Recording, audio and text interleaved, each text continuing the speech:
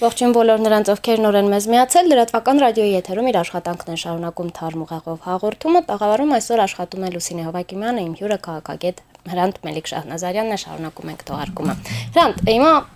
մի հարց, ինչ խնդիրների առաջ կարող է կանգնել իշխանությունը իր կողմից չվերահսկվող այս նոր կադրերի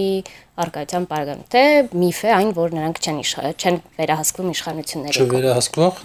նորանշանակ կադրերը իրենք իշխանություն են այլևս։ Այսինքն իշխանություն ասելով իշխանությունը անհատների նկատի ունենք համակարգ է, որը իշխում է կառավարում է երկրում եւ այն պայծ երբ մարդը նախարար է նշանակում, ինքը դառնում է այդ իշխանության մասը։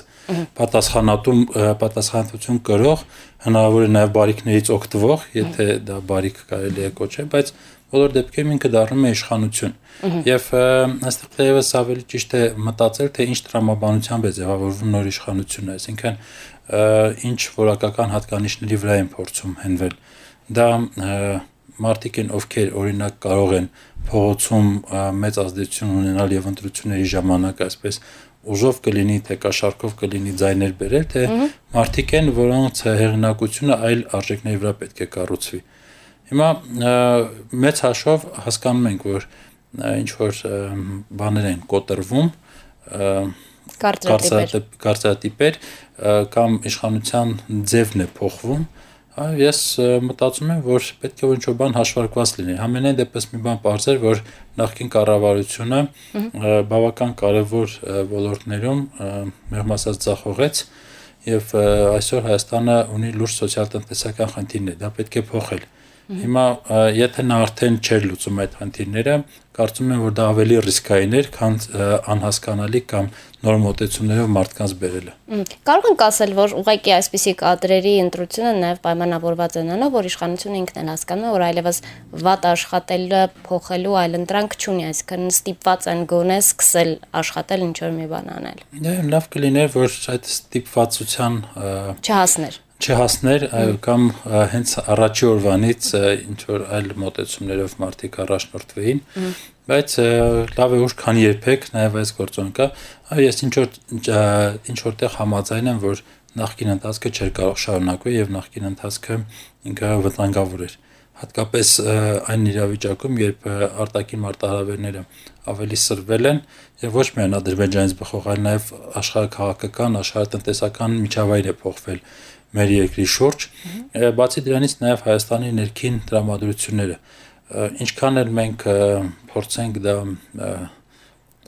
ինչ որ սխալ, ինչ որ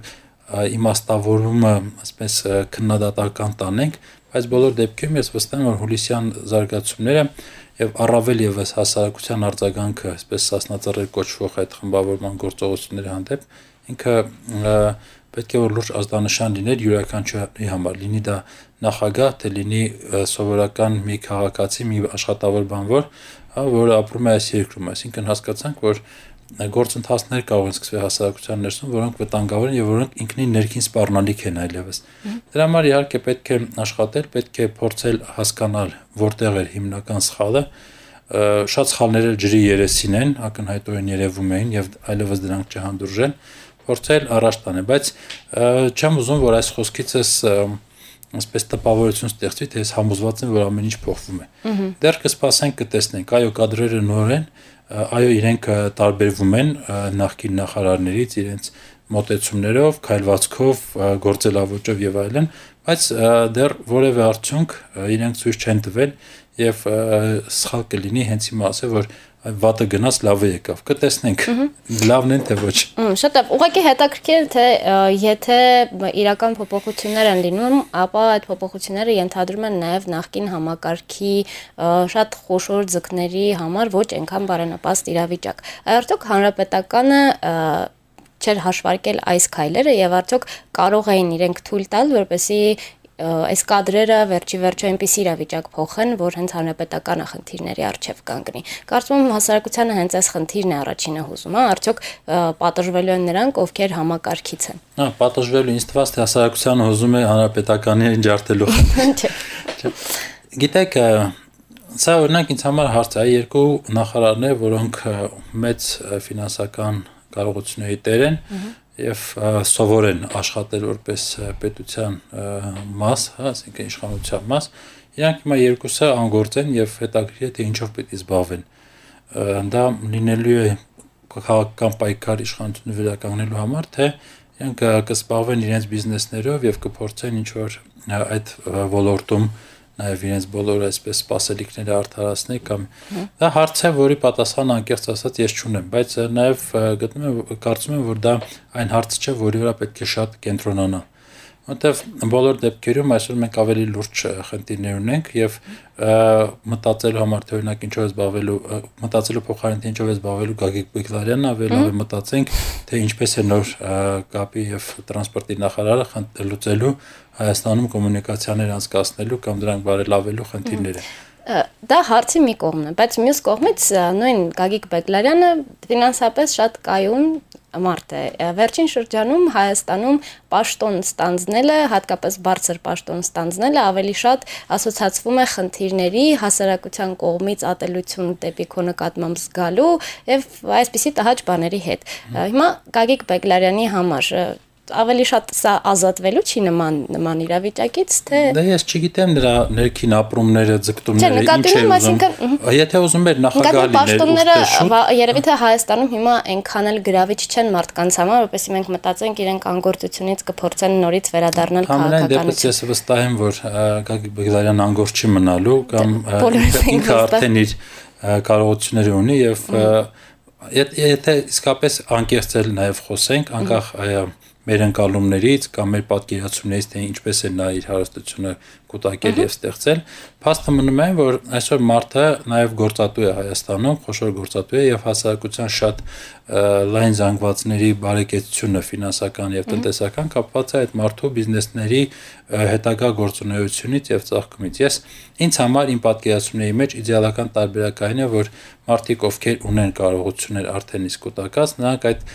ամենը, այսպես ասած, ոչ թե արտասահմանումներ դնեն, օրինակ, չգիտեմ, Ավստրիաներում գործարաններ գնեն, այլ Հայաստանում ստեղծեն այդ գործարանները եւ իրենք է փորձեն հասկանալ եւ մտնել այն տեմպին, փոփոխությունների այն տեմպի մեջ, որը անհրաժեշտ է Հայաստանին։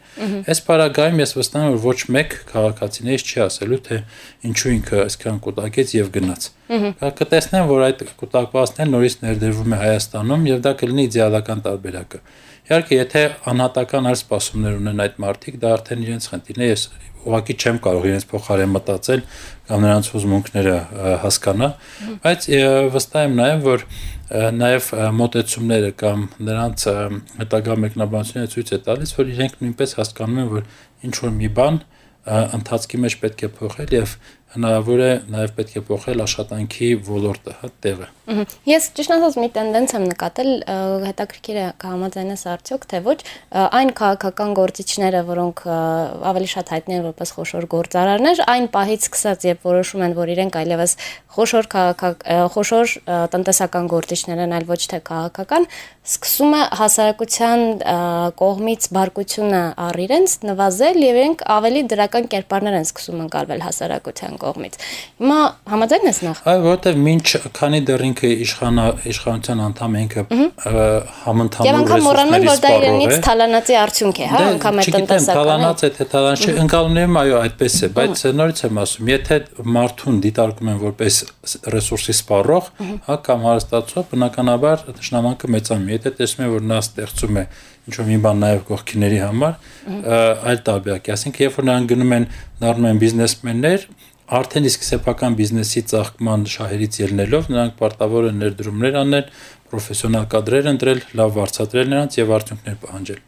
Շատ լավ, հիմա փորձենք հասկանալ, եթե այդպես է, կա ճանապարհ մոտիվացնելու նույն այդ քաղաքական գործիչներին, որոնք քաղաքականության մեջ նաև շատ փորձագետների գնահատականներով շատ սխալներ են անում, մոտիվացնելու իրենց ուղղակի զբաղվել իրենց բիզնեսով։ Վերջիվերջո քաղաքականությունը հայ գործարարների մոտ շատ ժամանակ ուղղակի ասոցացվում է բիզնեսը պահպանելու միակ երաշխիքի հետ, հա, կարող ենք անել, եթե հաշվի առնենք նաև Կարեն Կարապետյանի հայտարարությունները։ Հարցի երկրորդ մասում առաջինի պատասխանը տրվեցի, եթե իշխանությունները, պետությունը, հասարակությունը տա երաշխիքներ մարդկանց, որ բիզնեսը կարող է նաև ծաղկում լինել առանց քո իշխանության մեջ լինելու, այսինքն կա օրենսդրական դաշտ, կա հստակ խաղի կանոններ եւ սրա շրջանակներում դու գործի եւ վստահեցնես, որ նոր նախարարը, իդեպ հենց տրանսպորտի ոլորտում լավն է, մեկ ծառայություններ մատուցող կազմակերպության խոշոր ինտերնետ եւ կապի ծառայություններ մատուցող ղեկավարությունը փաստորեն փոխվում է մեկ այլով։ Հա եւ եթե հիմա առաջինը դրանից չտուժի, նա համոզված կլինի եւ վստահ կլինի, որ այդ բիզնեսը զարգացնելու համար պարտադիր չէ, որ իր սեփականատեր նախարար լինի կամ իր ներկայացուցիչ նախարար լինի։ Շատ լավ։ Այս մոտեցում հենց այդ պետական կառավարման եւ երաշխիքների թերևս ձևն է պետք փոխել, այն ժամանակ վստահ եմ, որ բիզնեսմենը, որի մոտ բիզնես ավելի լավ է ստացվում, իսկ քաղաքականություն թվում պարտավորվածություն է լրացուցիչ, ինքը մեծ հաճույքով չի գնա քաղաքականություն, կզբաղվի միայն իր բիզնեսով։ Այս տեսանկյունից երևի թե առաջիկայում շատ սպասելիքներ չունենանք, քանի որ վարչապետը հակառակը նշեց, որ պետք է խոշորին պահել դիտակետում եւ փոքրերին փոքր ազատություն տալ։ Դա երկուսին էլ, այսինքն բոլոր դեպքերում այո, դա մոտեցումներ են, նոր մարտավարություն է, բայց նորից եմ ասում, ժամանակը ցույց կտա, պետք է գոնե այդ 100 օրը սպասել։ Շատ լավ։ Հիմա եւ վերջում հաղորդման ուղղակի գանք մի փոքր Ղարաբաղյան հարցին։ Այսպեսի մի հարց, առաջին հայացքի շատ բանալ է թվում, ինչ փուլում է հիմա, կրկին սառեցված է հարցը։ Եթե կարելի է ես հարցին այլ հարց տամ։ Մի քիչ այսպես հերիական մոտեցումով, իսկ արդյոք կա սպասելիք, որ կարող է երբևէ այստեղ խաղաղություն լինի եւ խաղաղ ճանապարհով մենք ադրբեջանցիների հետ որոշենք, որ այլևս իրար չենք պատերազմելու եղբայր ժողովուրդներին։ Չէ, ես փորձում ուղղակի հասկանալ, այսինքն հիմա ինչ վիճակ է, որովհետեւ վերջին այդ խոսակցությունից հետո որևէ նորություն չկա։ Մենք տեսանք, որ Վիեննայում եւ Սանկտ Պետերբուրգում կայացած այդ սամիտներից հետո, գագաթնաժողովներից հետո նախագահների Ադրբեջանի իշխանությունները բացահայտ հրաժարվեցին այնտեղ ձեռքբերված պայմանավորվածություններից եւ նաեւ երրորդ հանդիպումը, որը կարծես թե պետք է կազմակերպել ֆրանսիական կողմը, չկայացավ, այսինքն խոսելու իմաստն էլ որպես այդպեսին վերացավ, որովհետեւ Ադրբեջանը գալիս մի բան է պայմանավորվում, վերադառնում, ասում է, որ չեմ իրականացնելու դա։ Նաեւ շատ բաց տեքստով ասացին, որ մեզ հարցի կարգավորումը տեսնում ենք բացառապես Արցախ ամբողջությամբ Ադրբեջանի կազմում տեսնելու միջոցով, այսինքն մի բան մաքսիմալիստական մի պահանջատիրություն, որը երբեք եւ ոչ մի կերպ չի կարող բավարարվել, ոչ միայն ամբողջականությամբ, բայց նաեւ վստահ եմ, որ տարածքային թեկուզ փոքր զիջումներն էին անհնար, բայց այնինչ պահանջում է Ադրբեջանը, դա իսկապես անհավատալի եւ անիրականանալի մի պահանջ է, որը երբեք չի իրականացվելու։ Հետևաբար նաեւ չկա բանակցային գործընթաց, չկա խոսելու թեմա, առիթ եւ այլն։ Միջնորդները փորձում են ինչ-որ նոր նախաձեռնություններ անել, օրինակ Մոսկվայում վերջերս կայացած խորհրդակցությունից հետո, երբ Մինսկի խմբի համանախագահները հանդիպեցին Լավրովին, ռուսական մամուլում տեղեկատվություն տարածեց, թե քննարկում են ՄԱԿ-ի անվտանգության խորհրդում նոր բանաձև ընդունելու հնարավորություն, այսինքն փորձում են քաղաքական գործընթացներին շարունակականություն ապահովել, բայց ես վստահ եմ, որ սա նույն ճակատագրին է արժանանալու, ինչն անցած 22 տարիների ընթացքում առաջարկված բոլոր ծրագրերը կլինեն դա Q-West, Մադրիդյան սկզբունք, չգիտեմ էլ ինչ սկզբունք, չի լինելու այնտեղ հանդարտություն եւ այդ անվտանգության միակ երաշխիքը ցավոք սրտի շարունակում է մնալ այն բանակը, որը մենք երեք տեսանք հանրապետության հրապարակում։ Շատ լավ, շնորհակալ եմ անչափ զրույցի համար։ Ես նույնպես հրավերի համար։ Հարգելի ռադիո լսողներ եւ ռադիոդիտողներ, ովքեր մեզ դիտում են YouTube-յան մեր ալիքում, հաղորդման նախորդ հատվածը կարող են գտնել այս հաղման անմիջապես ներքևի հատվածում։ Ես պարզապես հիշեցնեմ, տաղավարում աշխատեց Լուսինե Հովակիմյան, իմ հյուրն էր քաղաքագետ Հրանտ Մելիք Շահնազարյանը, եւս մեկ անգամ շնորհակալություն։